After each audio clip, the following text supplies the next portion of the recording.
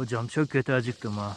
Ne diyorsun? Hocam ben de beter oldum ya. Birisi yapsa bir kavurma da Hiç yesek. sorma, birisi yapsın ama bir yerden kokular falan geliyor. Kokular geliyor. Kokunun sonu ye delalettir hocam. Bir bakalım. Güzel şey. Neyse onlar yapsın biz yiyelim. Onlar yapsın biz yiyelim.